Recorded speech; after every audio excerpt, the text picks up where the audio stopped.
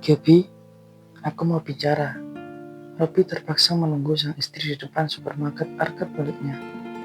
Karena Robby tahu, Gaby pasti akan ke sini. Jika harus menemui di apartemen, dia sungkan pada sang mertua.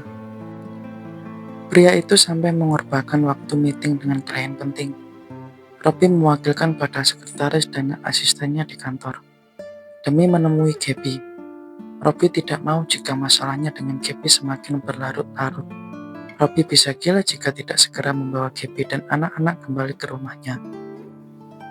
Gaby yang baru saja datang, dengan kaget, menatap Robby tak percaya. Bagaimana mungkin pria yang gila kerja itu mau menemui dia di saat jam kerja begini? Apakah dia sedang amnesia atau sedang mengerjai dia?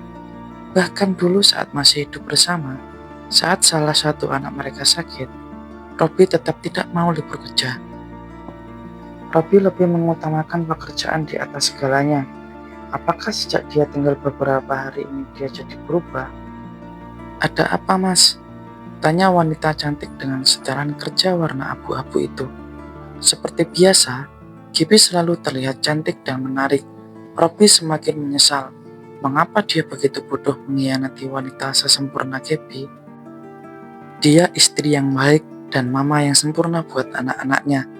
Tekad Robby semakin kuat untuk kembali pada sang istri. Robby ingin memperbaiki rumah tangga mereka. Aku mau minta waktu kamu sebentar. Kamu sudah sarapan atau belum? Tanya Robby dengan lembut. Matanya tak berpaling sedikit pun dari sang istri. Rasa rindu seakan menyesakkan dadanya. Gaby sedikit seplis. Ini adalah ucapan paling lembut Robby sejak mereka hidup bersama. Maaf mas, aku sudah sarapan tadi sama anak-anak. Sahut Gaby lembut. Dia menatap pria yang terlihat agak kacau itu. Robby akan selalu terlihat tampan, tapi dia seperti menyimpan beban berat dalam benaknya. Kalau begitu, kita ngobrol di kafe depan saja ya. Robby menatap Gaby penuh permohonan. Jangan lama-lama mas, aku banyak kerjaan hari ini. Gaby tak mau menolak. Dia tak tega melihat wajah kecewa pria yang masih jadi suaminya itu. Toh hanya ngobrol saja. Di tempat umum, Robby tidak mungkin berani melakukan sesuatu yang jahat padanya. Iya, aku janji hanya sebentar saja. Tanpa tahu malu, Robby segera menarik tangan Gaby dan mengajaknya menyeberang jalan. Karena kafe yang direkomendasikan ada di seberang jalan, tempat di depan supermarket ini. Bukankah mereka masih sah jadi suami istri? Tidak akan ada larangan dia menyentuh Gaby. Sampai di kafe, Robby memesan 2 cangkir kopi mochaccino untuk mereka berdua. Walaupun dia belum sarapan, karena Gaby juga hanya memesan kopi, jadi dia juga ikut memesannya. Bagaimana kabar kamu dan anak-anak? Tanya Robby. Sambil menunggu pesanan mereka datang, pria itu memulai obrolan. Masih agak canggung sebenarnya. Alhamdulillah, kami sehat semuanya mas. Kamu sendiri bagaimana? Gaby menatap Robby sambil tersenyum manis. Jujur, dia juga sangat merindukan pria tampan itu, tapi tak mau jika harus menunjukkan terang-terangan. Aku sangat kacau, Gaby. Robby meraih tangan Gaby dan meremasnya lembut, seolah dia ingin mencari kekuatan pada melalui sentuhan tangan mereka. Kenapa, Mas? Bukankah kamu seharusnya senang? Karena bisa bebas melakukan apa saja, tanpa terbebani oleh aku dan anak-anak. Sinis Gaby. Kamu salah. Sejak kamu pergi, hidupku jadi hampa. Aku kacau dan tidak tentu arah. Aku menyesal sudah menyakiti hati kamu, ujar Robby dengan sungguh-sungguh. Tak ada kebohongan dalam ucapan dan sinar matanya. Itu bukan urusan aku lagi, mas. Wanita cantik itu tersenyum sinis. Kenapa harus menyadari sekarang? Kemana saja selama ini kamu, mas? Aku mau kita kembali lagi seperti semula, Gaby. Aku mau kita bersama-sama lagi. Aku butuh kamu. Aku tidak bisa hidup tanpa kamu. Robby semakin mengeratkan tangan Gaby, seakan takut jika wanita itu akan terlepas dari hidupnya. membawa ke bibirnya, dan memberi kecupan hangat pada kedua tangan lembut sang istri. Aroma harum vanila yang lembut membuat Robby mabuk kebayang. Aku tidak bisa, Mas. Aku nggak mau kamu kembali menyakiti aku. Aku masih trauma, Mas. Gaby berusaha untuk melepaskan tangannya, tapi tidak bisa. Robby menggenggam begitu erat. Dia tak mau sang istri lepas dari hidupnya. Gaby, tolong maafkan aku. Please sayang, maafkan aku. Demi aku dan anak-anak, aku janji akan berubah. Aku tidak akan bermain wanita lagi, karena yang aku inginkan hanya kamu.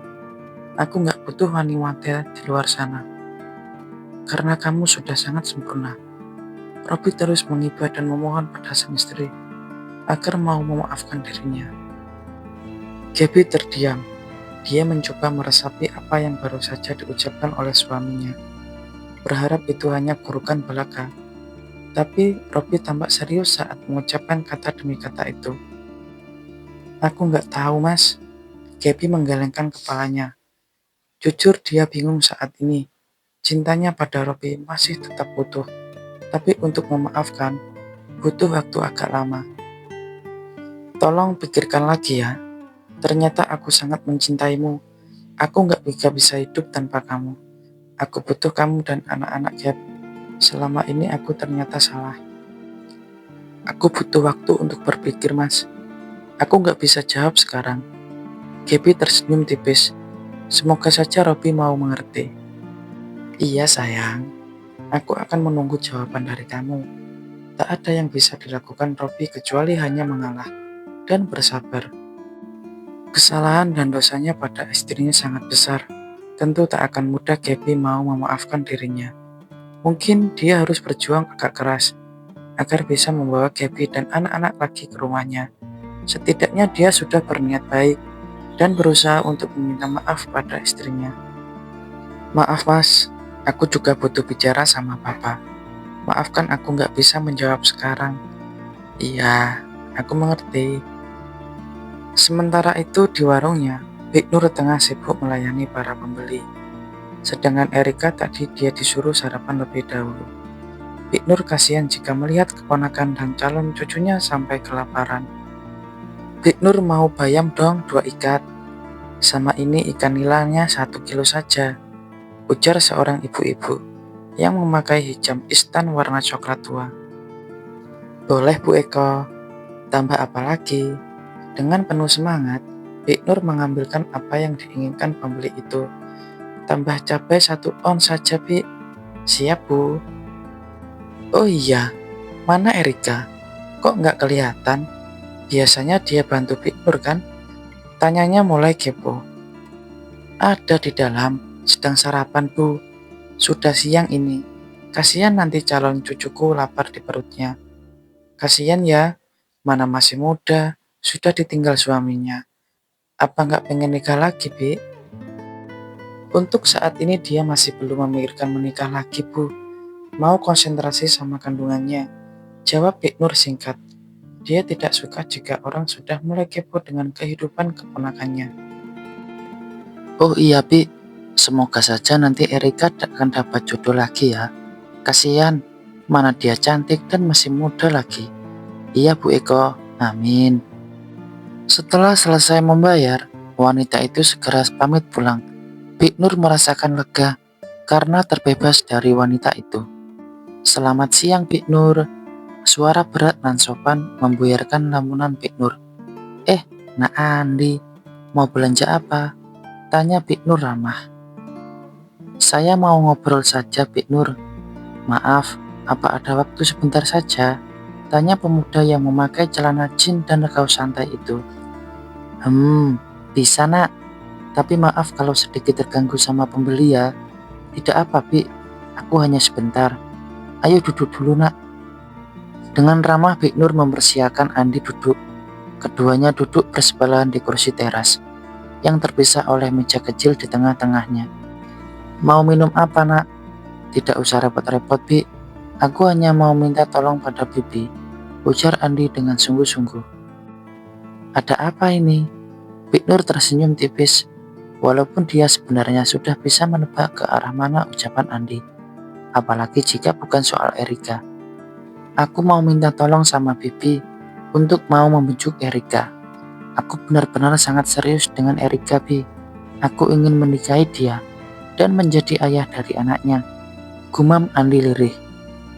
Iya nak Andi, Bibi tahu kamu anak baik dan sudah pasti akan sangat bertanggung jawab pada Erika. Tapi Rika sendiri yang belum ingin menikah nak. Sebenarnya Bibi sudah memujuk dia, tapi dia masih ingin berpikir lagi. Andi tersenyum tipis, setidaknya dia sudah berusaha. Jika wanita pujaannya mau menikah dengannya, itu adalah suatu kebahagiaan baginya. Tapi Andi juga sangat menghargai keputusannya Erika untuk memikirkan baik-baik semuanya. Memang tak mudah menerima orang baru di dalam hidup kita, apalagi yang mau menerima kita apa adanya. Terima kasih Abi, semoga Erika mau menerima dan juga mempertimbangkannya. Kenapa harus minta maaf? Bibi bahkan belum patuh apapun. Bibi berharap Erika dapat hidup bahagia. Dan jika suatu hari nanti dia mau menerima Nak Andi, Bibi harap jangan pernah sakiti hatinya. Tentu saja tidak, Bi. Saya akan berusaha untuk menerima dia dengan tulus, juga akan menganggap anaknya, layaknya anak kandungku sendiri. Tekad Andi. Terima kasih ya nak, sudah sangat mencintai Erika. Sebenarnya dia adalah wanita yang rapuh dan butuh bahu yang kuat untuk dia bersandar. Iya Bi, aku mengerti. Keduanya kembali mengobrol ringan. Hingga akhirnya, Andi pamit pulang karena ada pembeli yang datang. Pemuda itu berharap Bik Nur bisa membujuk keponakannya agar bisa menerima dia jadi pendamping hidupnya.